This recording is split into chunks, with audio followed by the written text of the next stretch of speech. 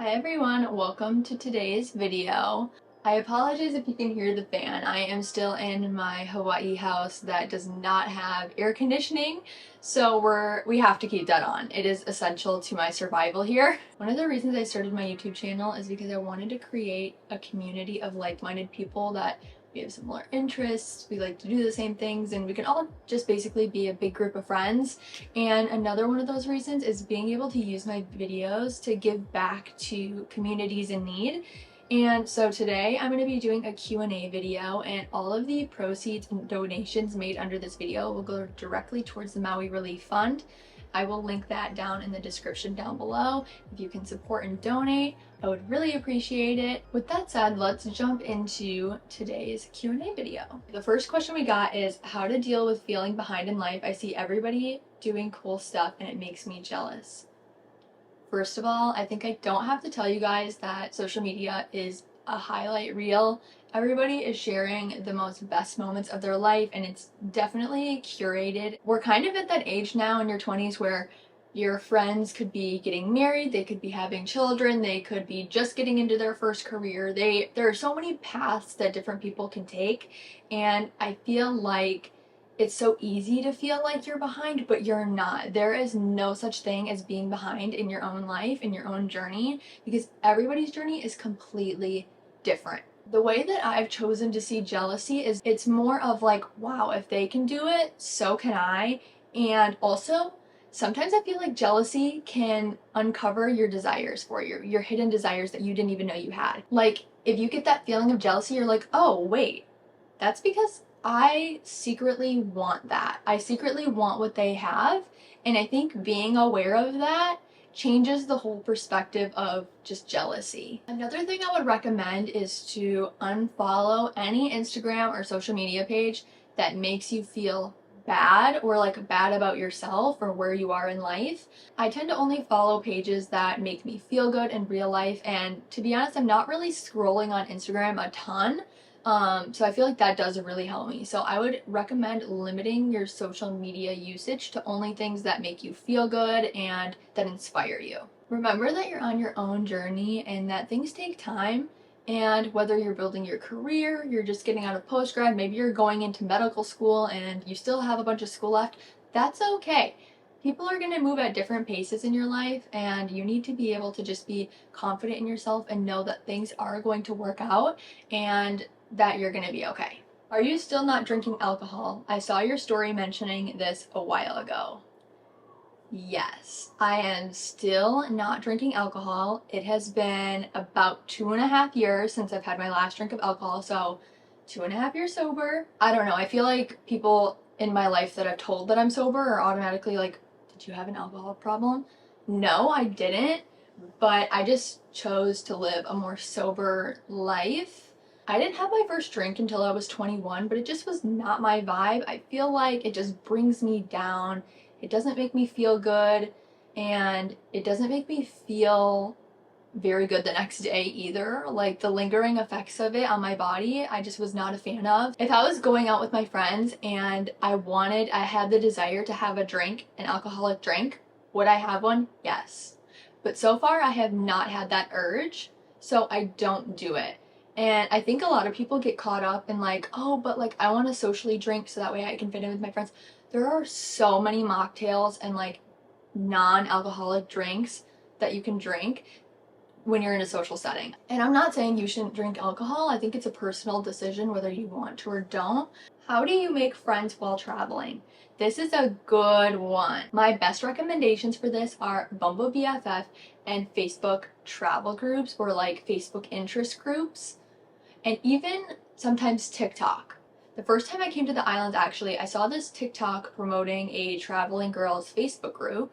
I joined it, and I actually ended up meeting Anna and Veronica, who were in my first ever Hawaii vlog, if you have seen that on my channel before. And we actually decided to FaceTime a lot and meet out here for the first time.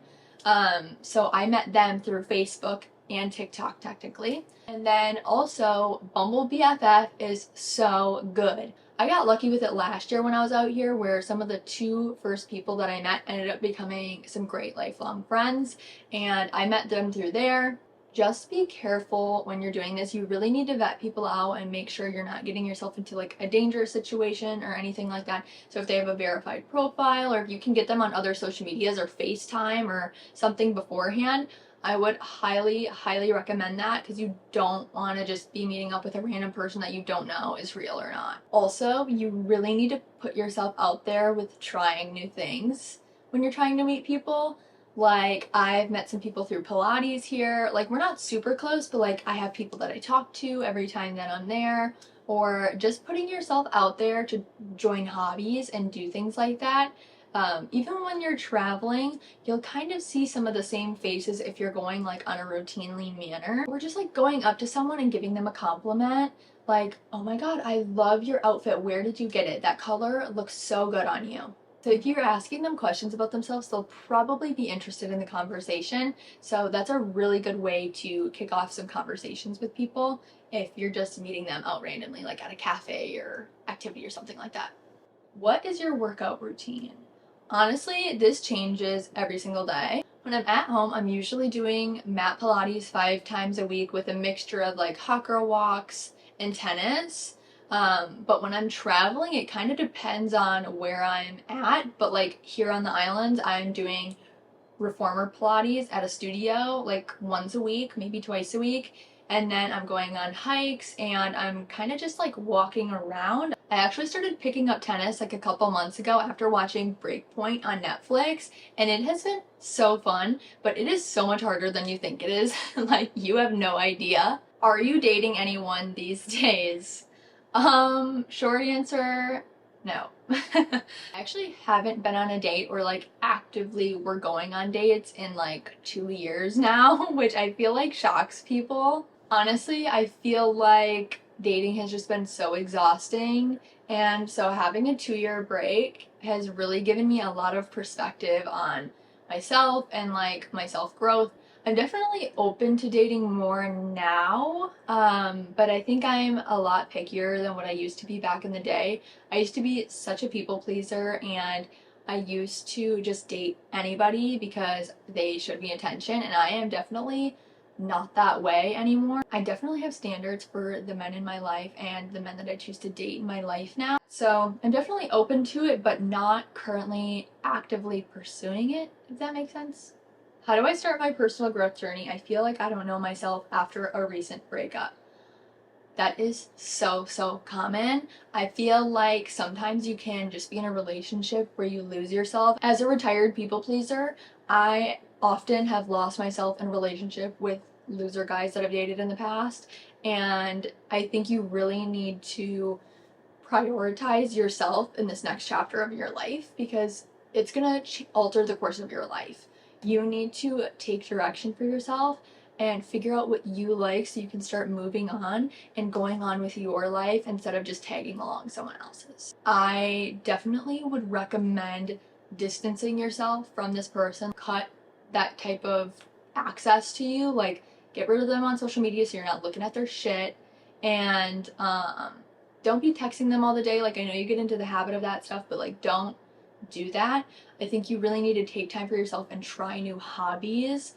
Try reconnecting with some friends and some family. Maybe try to do some activities with them, like try to go to the beach or pottery, or maybe go to a picnic, grab dinner. Just do things to get around other people and like just have another community around you to support you. Maybe finding some social media outlets like podcasts and YouTube that you have interest in. Like, if someone's doing travel vlogs, like maybe you should book a solo trip.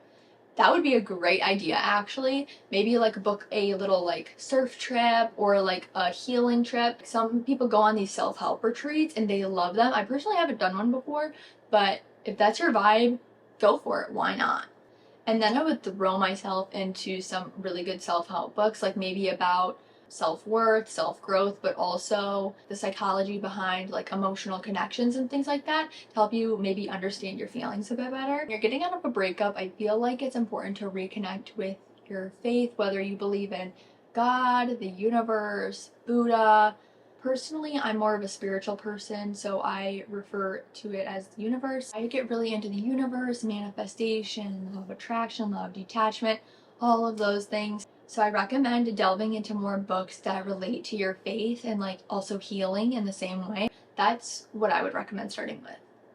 What cosmetic work have you had done? I saw your nose job vlog. Is that all? First of all, thanks for watching my nose job vlog. I would say cosmetic surgery wise, yes, my nose job is all that I've gotten done, but I do get my eyebrows microbladed. I'm not sure if I'll ever get any other work done, but right now I'm super happy with how I'm looking and how I'm feeling about myself. So I don't really have a plan to do that right now, but I do anticipate me getting Botox and filler in the future, just because I know I'm starting to get some lines right here. Not that there's anything wrong with it, it's just that I've had them for like a year now, and I'm thinking maybe I'll just get a little Botox for that. Did you ever figure out where you're going to move to? I'm curious. No. No, I haven't, girl. I haven't. I know when you live in a place, you're gonna run out of things to do eventually, but I feel like I don't know if I would vibe with New York, even though there's so much to do. I don't know if I can be that city. Like, I need to have a nice beach. I know I need to live near a beach. That's what I know. I've also been wanting to go back to California to see if I could see myself living there. Maybe in Southern California. I don't know if I could live in LA, but I'd like to try it and see. I have no idea. So if you have any ideas, let me know in the comments. Any tips for starting a YouTube channel? I'm a bit nervous. Just start, babe.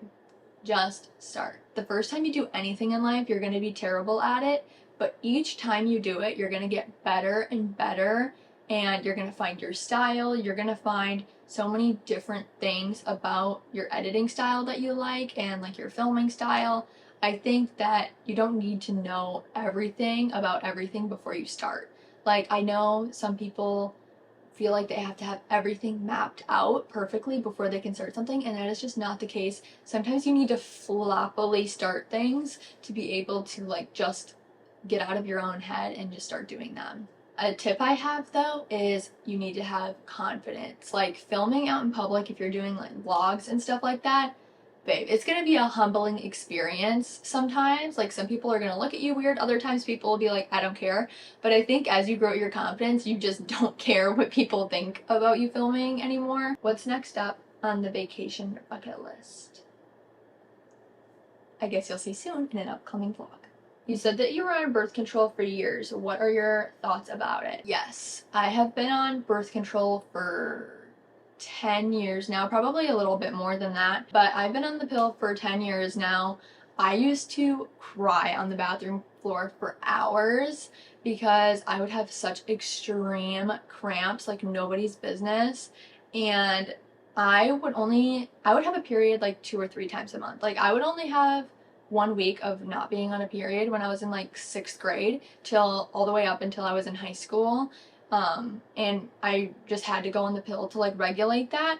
I've tried getting off the pill a couple times in my 20s just to like see, because I know that it's not necessarily the greatest for your body, but I haven't noticed any harmful side effects for me personally. That's good, but I don't really see myself going off of it for a long time. But I know that some people have bad experiences with the pill and like birth control and all of that stuff together, so if it's harmful for you, then I would definitely try to do a more holistic approach. But for me personally, it's working well. I haven't had any bad side effects or anything like that, and it's just very easy for me to maintain. Alright guys, that's all I had in this Q&A.